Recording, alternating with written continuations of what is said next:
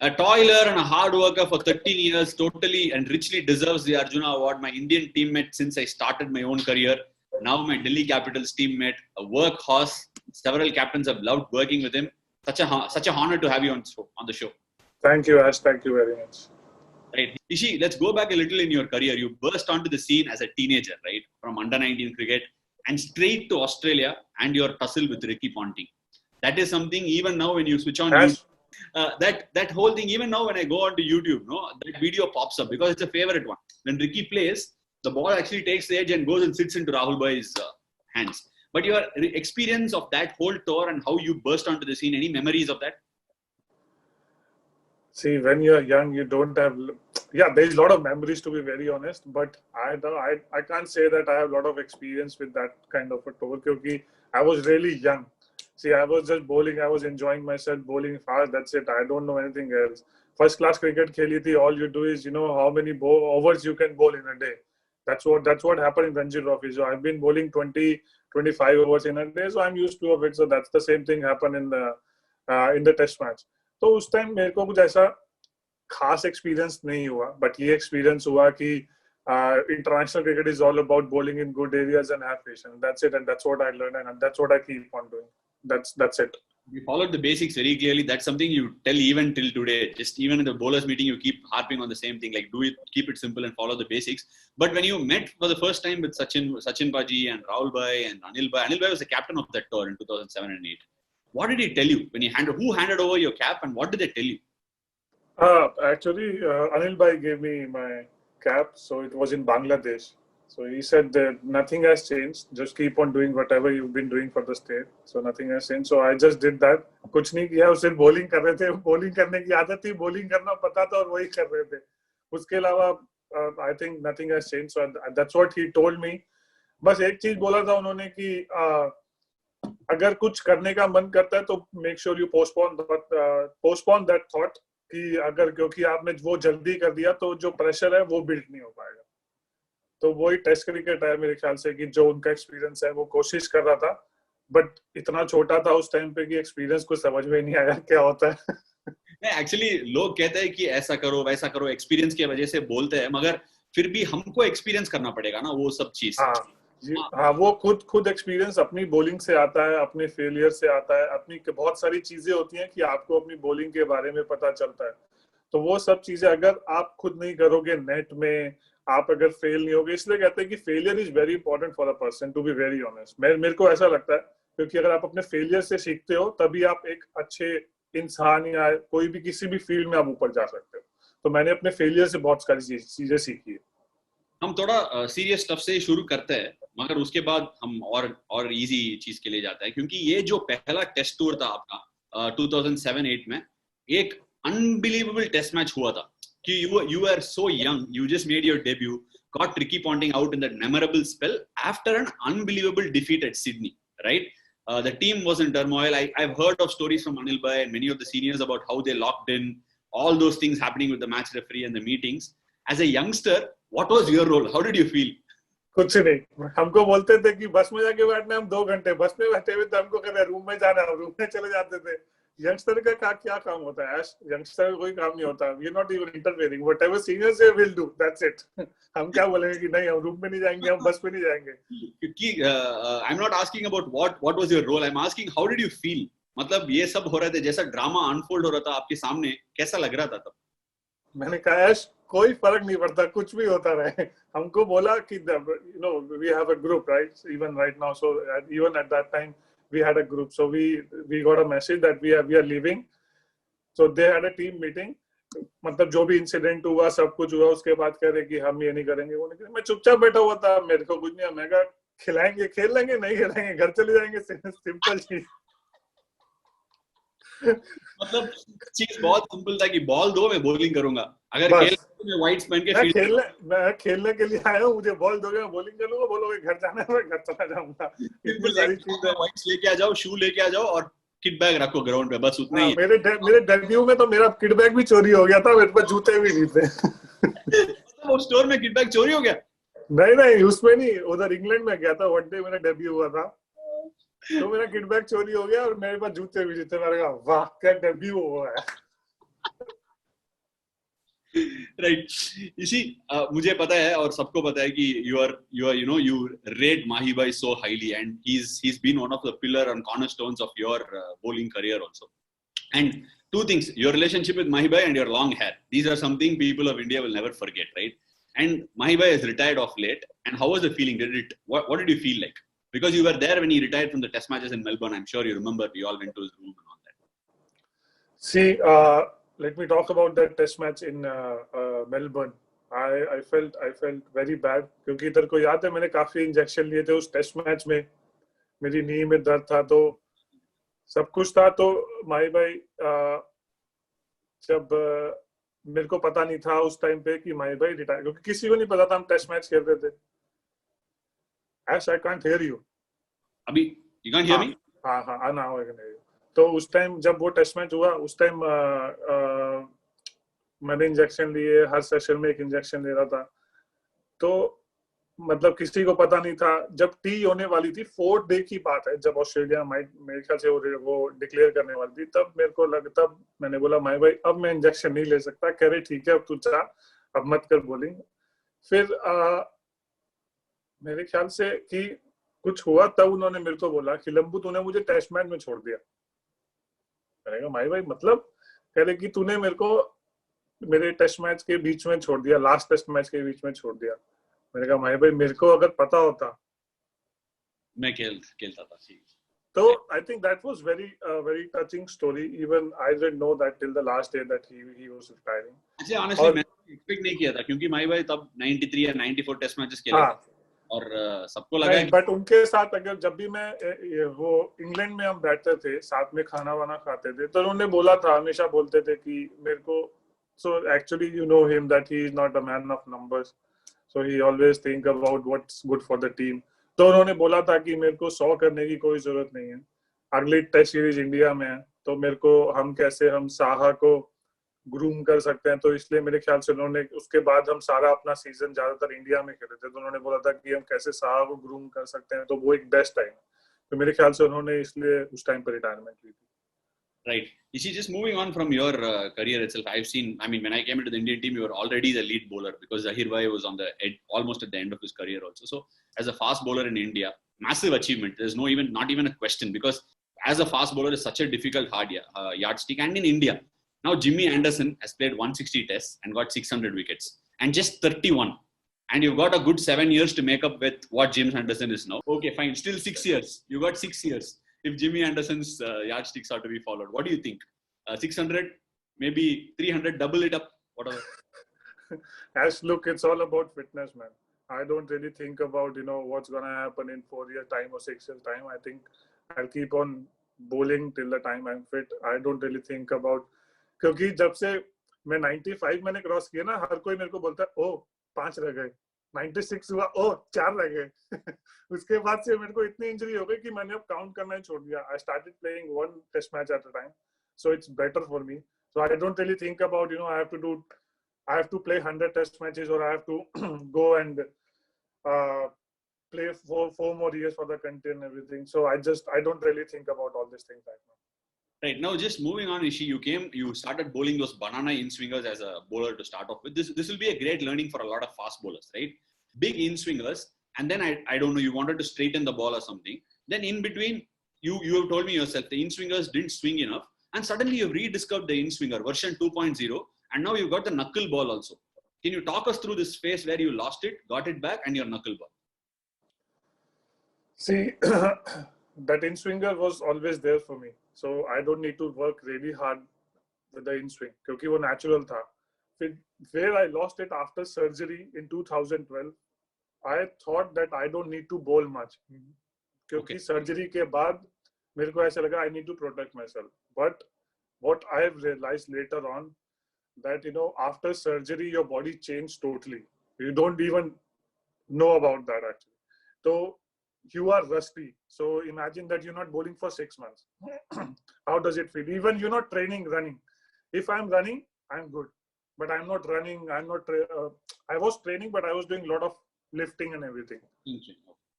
तो वो रनिंग ना करने की बजाय, क्योंकि रनिंग कर रहा था, but अभी जैसे कि आप जैसे जैसे एक्सपीरियंस होते हो तो उसका पता चलता है कि मेरे लिए रनिंग मेरी बॉडी को बहुत सूट करती है। जितनी मैं रनिंग करता हूँ उतना मैं बेटर होता रहता हूँ, मतलब मेरी बॉडी रस्टी कम होती है। तो उसके बाद जब मेरे को रियलाइज हुआ कि मेरे को बॉलिंग करनी चाहिए, तो वो धीरे धीरे धीरे धीरे मैंने वैसे स्टार्ट किया जैसे कि मैं अपने इनिशियल 17 साल की उम्र में बॉलिंग करता था।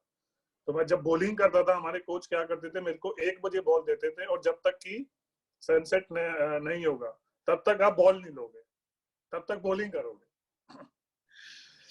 नहीं, मुझे सॉरी, ये सनसेट तक मतलब कब शुरू कब करते हो, सुबह या शाम को ही शुरू करते नहीं, दोपहर को 1 बजे, ठीक मतलब 5 घंटे बॉलिंग करनी है। ठीक है।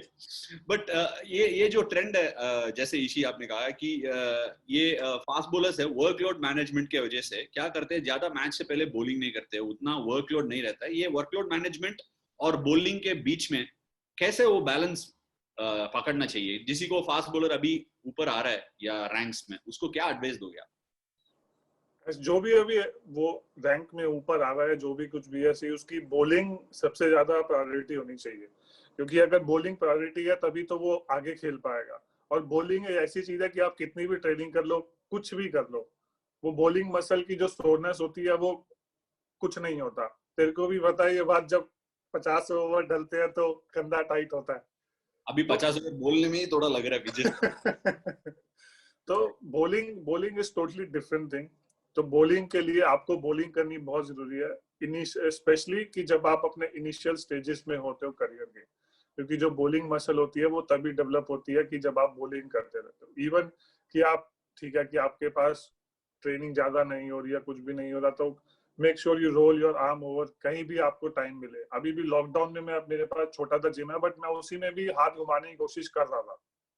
आजकल सबको लगता है कि हमको अपने आप को सेव करना है और ट्रेनिंग ज्यादा करेंगे, जिम जिम में वेट उठाएंगे तो हम बॉलिंग लंबी कर सकते हैं। ऐसा नहीं हो सकता। ठीक है कि वो आपकी बॉलिंग को सपोर्ट कर सकता है, बट आपकी प्रायोरिटी फास्ट बॉलिंग ही होनी चाहिए, ना कि जिम ट्रेनिंग और रनिंग और कुछ। इट्स इंटरेस्टिंग, क्योंकि अभी अभी जो फिटनेस में ध्यान दे रहा है सब लोग, वो अच्छी चीज है, मगर ये जो बॉलिंग और बैटिंग का कितना प्रैक्टिस होनी चाहिए, वो उसका नॉलेज थोड़ा कम हो गया। क्योंकि मैं बद्री और बालाजी के साथ बात कर रहा था एक शो पे, और बद्री ने बोला है कि आजकल सारे बच्चे लोग ने कि आराम से वेट लिफ्ट कर रहा है, और हाँ, बद्री बोल रहे हैं कि भाई आके टॉप ऑफ ऑफ लगाना है, आप जिम जिम छोड़ो, पहले आके टॉप ऑफ ऑफ लगा लो। ये टॉप ऑफ ऑफ एक फास्ट बॉलर का इंपॉर्टेंट चीज है ना, ये बहुत सुना है कि top of of, top of of, उसका उसका इंपॉर्टेंस क्या है? आप what how do you define the importance? See it's all about top of off stump, means कि आपके बेसिक्स एकदम सही है, कि आप आ रहे हो आराम से, आपकी लेंथ एकदम सही है, लाइन एकदम सही है।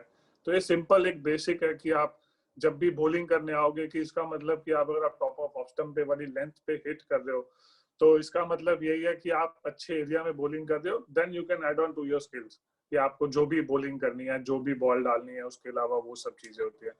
बस यही है, टॉप ऑफ ऑफ स्टंप कोई वैसा तो कुछ है नहीं, बट उसके लिए कहने के लिए इजी है, बट अगर आप बॉलिंग करोगे तभी आप वो टॉप ऑफ ऑफ स्टंप पे रेगुलरली डाल पाओगे। अगर आप बॉलिंग ही नहीं करोगे तो जिम में वेट उठाने से तो आप टॉप ऑफ स्टंप डाल नहीं सकते। श्योर। इसी जो ये टॉप ऑफ ऑफ की बारे में बात किया और टेक्निक के बारे में बात किया, एक और टेक्निकल सवाल है आपसे पूछने के लिए। ये जो स्विंग कहते हैं हम लोग, अभी भुवी दोनों तरफ स्विंग करता है, और सैनी अभी नया लड़का आया है, वो इन स्विंग करता है, उमेश आउट स्विंग करता है, शामी ज्यादा की ज्यादा सीम से मूव करता है, आपका इन स्विंगर है, बड़ा इन स्विंगर। ये स्विंग करने के लिए ये रिस्ट पोजीशन को कुछ काम कर सकता है, उसके वजह से बॉल स्विंग होता है, या किसके वजह से स्विंग होता है? हाँ, ऑब्वियसली एश की रिस्ट पोजीशन का बहुत बड़ा खेल होता है कि आप कैसे बॉल स्विंग करते हो। जैसे कि मेरा थोड़ा टिल्ट है अंदर की तरफ रिस्ट, तो इस वजह से मेरा बॉल स्विंग ज्यादा होता है। बट ये सब चीजें आप तभी कर पाओगे, जैसे मैंने कहा कि आपके अगर बेसिक सही है, आप नेट में बॉलिंग कर रहे हो, तब जब आप नेट में बॉलिंग करोगे, बैट्समैन को लंबी बॉलिंग करोगे, डिफरेंट बॉल से बॉलिंग करोगे, तो आप काफी सारी चीजें अपने बारे में सीखोगे। क्योंकि अगर आप बॉलिंग ही नहीं करोगे तो ये सब चीजें कहाँ से आएंगी? कि अब मैं बॉलिंग करता हूँ तो मेरे को पता है कि मेरे को बॉल कैसे स्विंग करानी है, जब पुरानी बॉल होगी तो हिट करनी है, रिवर्स कैसे करानी है, तो ये सब चीजें आप नेट में ही सीखते हो। तो मैं नेट में अगर लंबी बॉलिंग करूंगा तभी मैं मैच में लंबी बॉलिंग करने के कैपेबल रहूंगा। Right, awesome. So, whoever is watching Ishan Sharma on this show, please remember, as a fast bowler, you need to bowl and don't just be in the gym and keep on saying that you're strong. Okay, moving on, Ishi. Ishi, ये एक phrase मैं बहुत बार सुना है कि leader of the attack, and that is something that has stuck with you for the last 10 years, right? Ever since Zahir Khan hung up his boots, you've been the leader of the attack. And what is the kind of responsibility that comes with that tag? Leader of the attack मतलब कुछ pressure आता है या क्या? What are the responsibilities of a leader of an attack? Yes, I used to think a lot about this कि I am a leader of the attack, ये वो, तो ये सब रिस्पॉन्सिबिलिटी से ज्यादा ना प्रेशर हो जाता है कि भाई अगर नहीं लिया तो क्या होगा।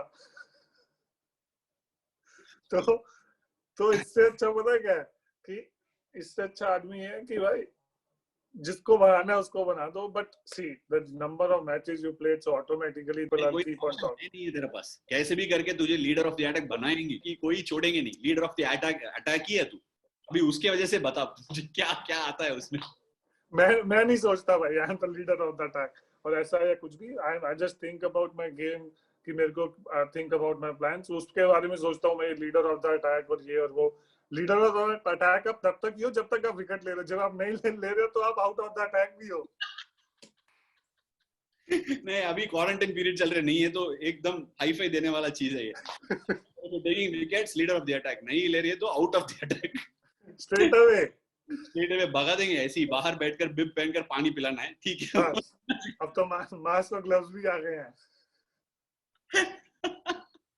राइट इसी ये जो हमारा जब भी क्रिकेट टेस्ट मैच खेलते हैं हमारे लिए थोड़ा स्विंग वगैरह मिलता है, रेड बॉल थोड़ा और हेल्प मदद मिलता है बॉलर्स के लिए, तब व्हाइट बॉल खेलने का समय पे ना तेरा एक ब्रेक भी मिला है और वर्जन 2.0 की तरह आया नकल बॉल सब लेके।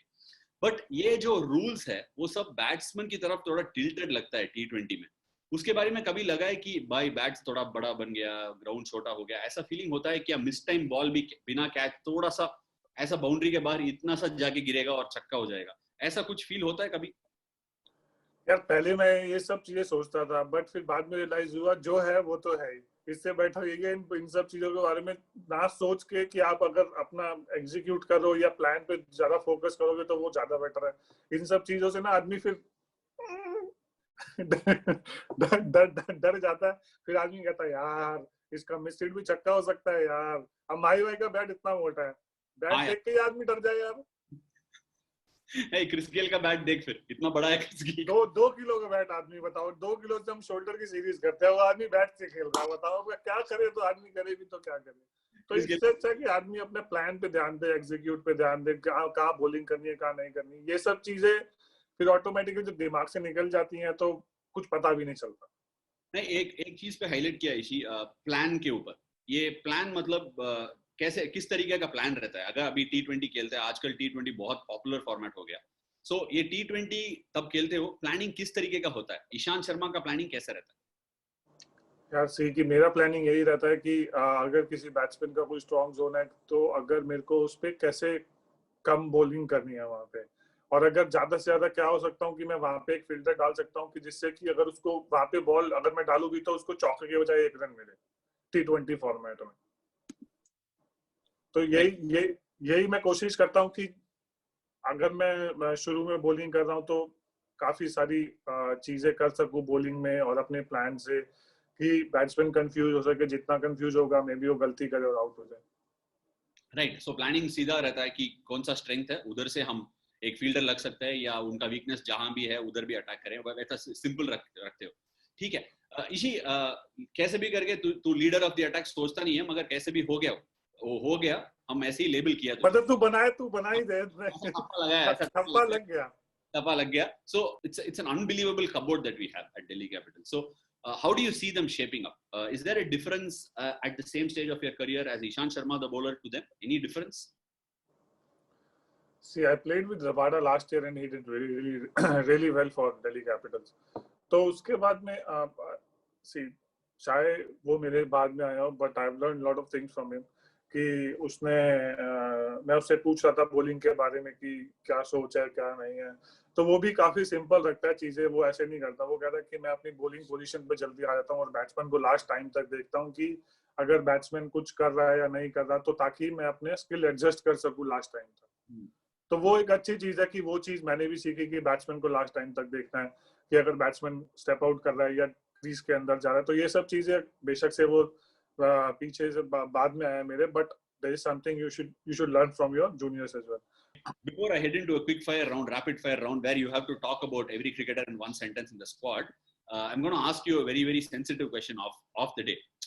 See, you played with Ricky Ponting, the captain, on the field, right? Ricky Ponting, the coach. Tell me something about Ricky Ponting, the coach, and the captain when you played against him. The difference. कुछ difference है?